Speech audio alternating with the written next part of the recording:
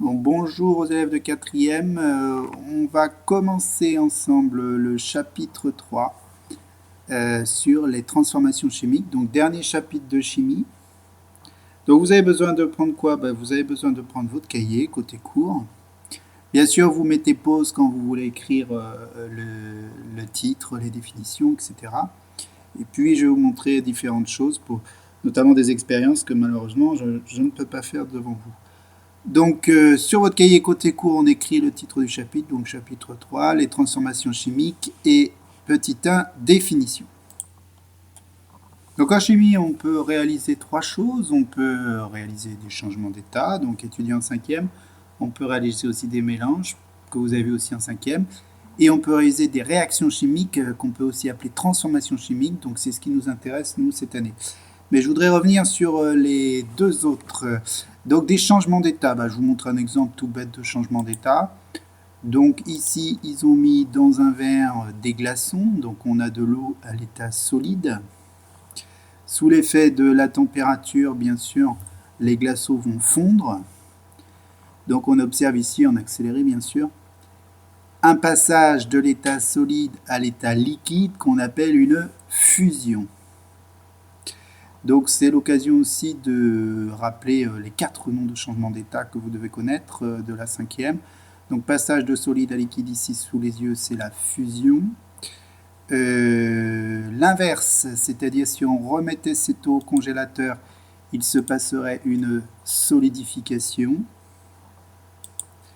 Il faut connaître aussi les changements d'état entre l'état liquide et l'état de gaz. Donc le passage de liquide à gaz, c'est ce qu'on appelle la vaporisation. Et l'inverse, donc de gaz à liquide, on appelle ça la liquéfaction. Bon, changement d'état, j'ai de l'eau au départ par exemple et j'ai de l'eau à la fin. Et puis je peux revenir en arrière sous l'effet de la température. Un mélange, donc vous avez étudié différents mélanges en 5e. Donc ça va être l'occasion pour moi de vous faire quelques rappels sur les mélanges donc, de la classe de 5e. Donc par exemple ici il nous propose un mélange liquide-liquide, donc de l'eau avec du sirop de menthe. Donc évidemment l'eau est miscible avec le sirop de menthe. Après mélange, on va obtenir ce qu'on appelle un mélange homogène. C'est-à-dire, à l'œil nu, il est incapable de différencier les deux constituants du mélange. On parlera de liquide homogène. Un autre exemple de mélange liquide-liquide, donc là ils vont mettre de l'eau avec de l'huile. Donc là ils mettent l'eau, ensuite l'huile par-dessus. L'huile est plus légère que l'eau, donc elle reste au-dessus. On a ici deux liquides qui sont absolument pas miscibles. Même si on mélange, voilà, et on va voir les différents constituants. L'huile remonte au-dessus de l'eau. On a affaire ici à un mélange hétérogène.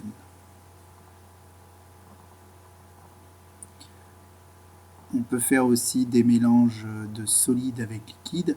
Donc là, ils ont mis de l'eau, ils ont mis du sel. Donc très rapidement, si on mélange, on ne verra plus du tout les grains de sel. On dit que le sel s'est dissous dans l'eau et on obtient bien évidemment un mélange homogène. On peut récupérer le sel ici, mais la seule façon c'est d'évaporer l'eau, bien sûr. Mais dans un mélange, tout retour en arrière est possible.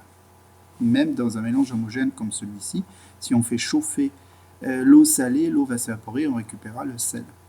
Là, un autre exemple, donc là on a un mélange eau avec des cailloux, donc de la pierre ponce. Évidemment, ça ne va pas se mélanger, on va rester sur un mélange hétérogène. Et là, on pourrait récupérer la pierre, par exemple, en faisant une filtration. Donc dans un mélange, le retour en arrière est possible. On peut reséparer après, si on le souhaite, les constituants d'un mélange. Ce qui ne va pas être le cas, évidemment, dans ce qu'on appelle une réaction chimique, autrement appelée transformation chimique. Ici, la matière va réellement être transformée, des choses vont disparaître au profit de la formation de nouvelles substances. Et le retour en arrière sera compliqué, voire impossible. Prenons cet exemple ici. Donc ils ont mis de la craie dans un verre, donc de la craie comme pour écrire au tableau. Et ils vont verser dessus de l'acide. Ici, c'est de l'acide chlorhydrique. Alors, la chose qu'on observe immédiatement, c'est que ça fait des bulles. Si ça fait des bulles, c'est qu'un gaz se forme. Donc, on a apparition d'une nouvelle substance. Okay. Et disparition, on ne le verra pas ici dans cette vidéo, mais probablement disparition de la craie. Donc, dans une transformation chimique, il y a des choses qui vont disparaître. On appelle ça les réactifs, ils réagissent ensemble et ils disparaissent. Et à la place, on va avoir formation de nouvelles substances qu'on appelle les produits de la réaction chimique. Ici, on voit bien apparaître le gaz, qui est d'ailleurs un gaz ici qui n'est pas dangereux, c'est l'apparition de dioxyde de carbone, CO2. Donc j'espère que j'ai été clair sur la différence entre un changement d'état, donc de l'eau se transforme en de l'eau par exemple, elle a juste changé d'état, un mélange, on mélange deux substances ensemble, mais on peut les séparer, il n'y a pas eu de transformation. Et la transformation chimique où là réellement une substance disparaît en tant que telle ou deux substances disparaissent en tant que telle pour en former de nouvelles ou plusieurs. Donc sur votre cahier, vous notez la définition d'une transformation chimique à connaître par cœur. Donc bien sûr, vous pouvez mettre pause dans la vidéo pour avoir le temps de noter. Donc lors d'une transformation chimique, certaines substances disparaissent. On appelle ça les réactifs. Ici, les réactifs dans la vidéo qu'on vient de voir, c'était l'acide et la craie. D'autres substances apparaissent. Ici, on appelle ça les produits. Dans la vidéo qu'on a vue, on a vu par exemple comme produit le gaz se former. Bon, maintenant, je vais vous écouter attentivement la vidéo suivante qui va nous dire ce que c'est qu'une combustion. Écoutez bien les trois conditions pour réaliser une bonne combustion. Le feu, une des plus vieilles inventions de l'humanité, une des bases de la civilisation. L'inventeur, le voici, c'est l'homme préhistorique. Il y a 500 000 ans, cet ingénieur avant la lettre découvre qu'en frottant deux morceaux de bois, il va les échauffer suffisamment pour créer des braises qui vont à leur tour enflammer de la mousse. Il avait compris que pour faire du feu, il faut trois ingrédients. Un combustible, de l'air qui contient l'oxygène qui permet la réaction et enfin de la chaleur, indispensable pour démarrer cette réaction. En effet, pour qu'un combustible brûle, il faut d'abord le chauffer. C'est le rôle de cette allumette. Sa chaleur fait fondre la cire de la bougie et la transforme en gaz. C'est ce gaz chaud qui va s'enflammer et dégager à son tour de la chaleur. La réaction s'entretient ainsi, tant qu'il y a de l'oxygène.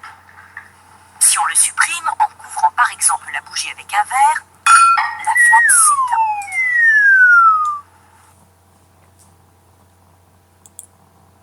Donc vous pouvez noter dans votre cahier la deuxième définition, la définition d'une combustion. Donc une combustion est une transformation chimique particulière qui nécessite donc un combustible, une matière à brûler, par exemple du bois. Un comburant, alors le comburant c'est toujours le même, c'est le dioxygène. Pour faire une combustion, il y a absolument besoin de dioxygène. Et une source de chaleur. Par exemple, quand on allume un briquet, le combustible va être le gaz du briquet, ça va être du butane. Le comburant, c'est le dioxygène qu'on trouve dans l'air. Et la source de chaleur, on a une petite molette dans un briquet où une pierre frotte contre du métal et ça fait une étincelle. Donc voilà, vous me retenez ces deux définitions sur votre cahier. Et puis je vous dis à bientôt pour la suite du travail. Merci, au revoir.